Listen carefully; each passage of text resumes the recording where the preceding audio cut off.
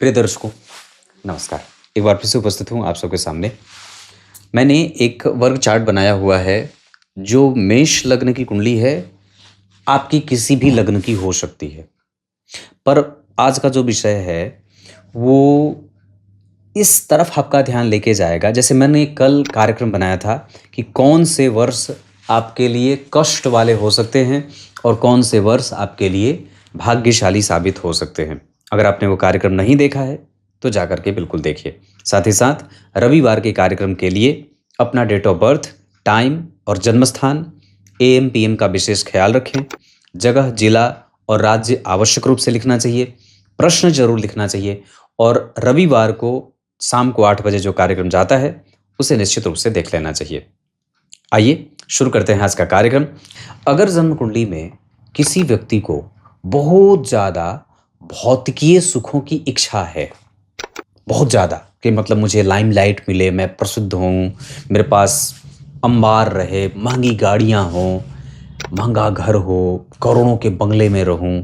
ये कोई व्यापारी नहीं, हो सकता है कि ये कोई कलाकार हो, कोई टीवी क्षेत्र में काम करने वाला हो, कोई सिनेमा के क्षेत्र में काम करने वाला हो, कोई नृत्य के क्षेत्र में काम करने वाला हो, कोई निर्देशन के क्षेत्र में काम करने वाला हो, निर्देशक हो, कोई लेखक हो, कवि हो, ऐसा मतलब कला के क्षेत्र से।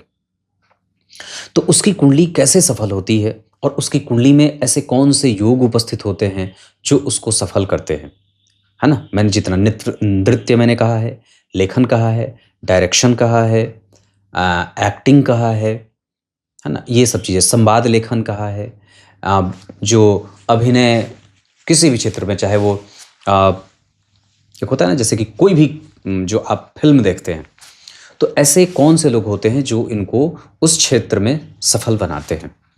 प्रधानतया जब व्यक्ति की कुंडली में राहु का संबंध शुक्र से हो जाए।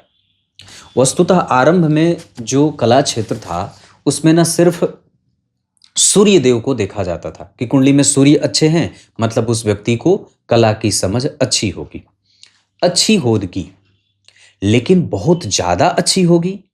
अब इस प्रश्न का उत्तर, चूंकि देवराज इंद्र का जब इंद्र की जब सभा लगती है, तो उनको जब नृत्य वगैरह देखना होता है अप्सराओं का, या उनका मंचन करना होता है, तो देवराज इंद्र इन सभी चीज़ों का जो क्षेत्र है वो शुक्राचार्य को दे चुके हैं।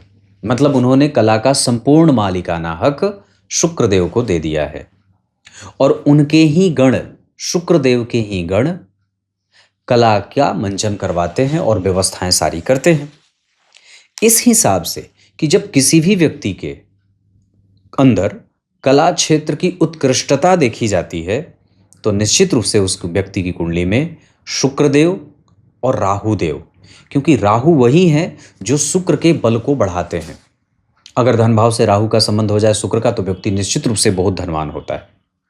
ठीक वैसे ही अगर शुक्र के ऊपर राहु की दृष्टि होती है, तो वह व्यक्ति कला की बारीकियों को समझने वाला होता है, कला में अपने आप को उतारने वाला होता है। जैसे होता है ना कि कला में एकदम बिल्कुल उस जो है वो उस कैरेक्टर में बिल्कुल घुस गए, है ना। तो आपने जितने भी अच्छे कलाकार देखे हैं, जिन पे कला जबरदस्ती थोपी नहीं गई है, जिन्होंने अपने कला के प्रभाव से उसकी उत्कृष्टता को सिद्ध किया है और अपने आप को उत्कृष्ट कलाकार के रूप में विश्व में विख्यात किया है, ऐसे जातकों की कुंडली के लिए प्रथमतया सूर्य, द्वितीय नंबर पे उसकी कुंडली के लग्नेश, तृतीय नंबर पे उनकी कुंडली के लिए दशम और नवम भाव, ये बलवान होने ही चाहिए।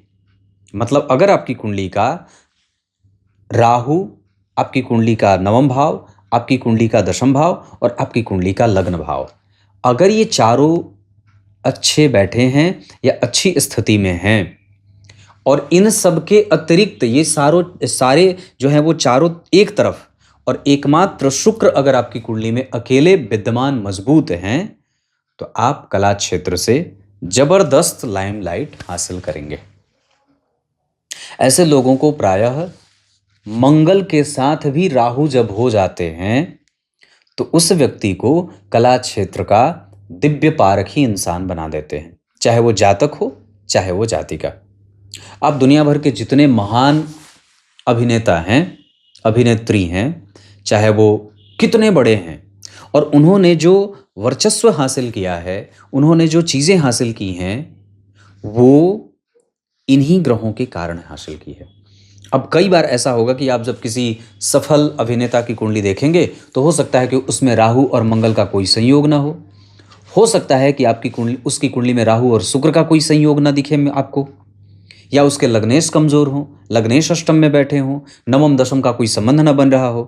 तो ये पक्के अर्थ पे इस बात को स्वीकार कर लेना चाहिए कि उसकी कुंडली आपके सामने जो आई है वो गलत है, या तो फिर वो कुंडली सही नहीं बनी है ना, या तो फिर उस पर जबरदस्ती कला थोपा गया है। बिल्कुल स्पष्ट तरीके से मैं ये बात कह रहा हूं। तो कोई भी व्यक्ति जो अपने आप को कला क्षेत्र में मजबूती से उभार रहा है, जिसके अंदर सच्चे अर्थ में कला को परोसने का बड़ा दिव्य गुण है, वह निश्चित रूप से किन किन ग्रहों के कारण है? सबसे पहले शुक्र और राहु, दूसरे नंबर पे राहु और मंगल, और लग्न में सारे ही लग्न आ जाते हैं, लेकिन वृश्चिक लग्न की कुंडलियां कला क्षेत्र के लिए बड़ी मायने रखती हैं। सिंह लग्न की कुंडलियां बड़ी मायने रखती हैं।